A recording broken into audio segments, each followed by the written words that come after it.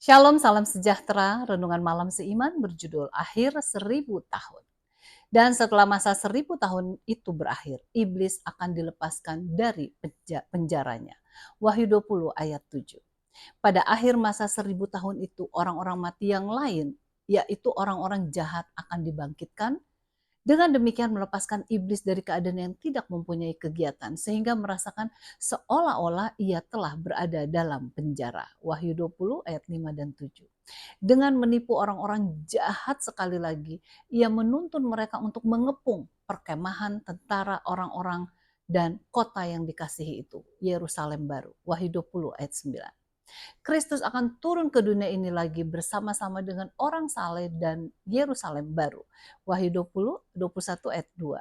Untuk maksud dan tujuan yang kedua, yaitu mengakhiri perseteruan yang besar dengan melaksanakan keputusan-keputusan penghakiman milenium itu. Dan ia akan menguduskan dan membersihkan dunia sehingga ia dapat mendirikan di atasnya kerajaannya yang kekal. Kemudian dalam pengertian yang sepenuhnya, maka Tuhan akan menjadi raja atas seluruh bumi. Zakaria 14 ayat 9. Saat sekarang sudah tiba kegenapan yang sempurna dari janji Kristus bahwa semua orang yang di dalam kuburan akan mendengar suaranya. Yohanes 5 ayat 28. Pada waktu kedatangan yang kedua kali Kristus memanggil orang-orang benar yang mati dalam kubur pada kebangkitan pertama. Bangkit untuk hidup yang kekal. Sedangkan kebangkitan yang lain dikatakan Yesus akan berlangsung dan bangkit untuk dihukum. Yohanes 5 ayat 29. Buku Wahyu juga menunjukkan kepada kebangkitan ini. Tetapi orang-orang yang mati yang lain tidak bangkit sebelum berakhir masa yang 1000 tahun itu.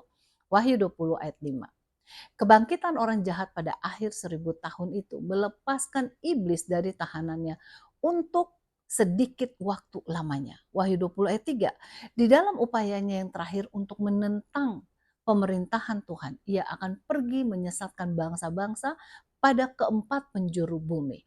Sebagaimana yang tertulis dalam Wahyu 20 ayat 8. Karena orang jahat bangkit dengan roh pemberontakan sebagaimana tabiatnya waktu mereka mati. Maka pekerjaannya tidak begitu sulit lagi. Dalam tipuan yang terakhir, iblis berusaha mengilhami orang jahat dengan harapan dapat menaklukkan kerajaan Tuhan dengan kekerasan. Dengan mengumpulkan bangsa-bangsa yang ada di dunia, ia memimpin mereka melawan kota yang dikasihi itu.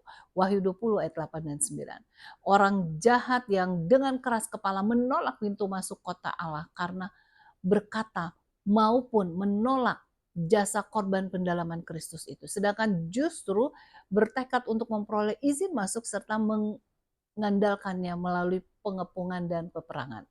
Kita melihat bahwa setan dalam kejahatannya tetap mempunyai usaha yang jahat.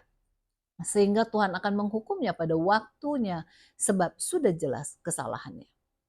Kiranya kita tidak akan terpengaruh oleh setan, melainkan tetap mengikuti jejak Kristus yang sangat mengasihi kita sehingga rela untuk mati demi keselamatan kita.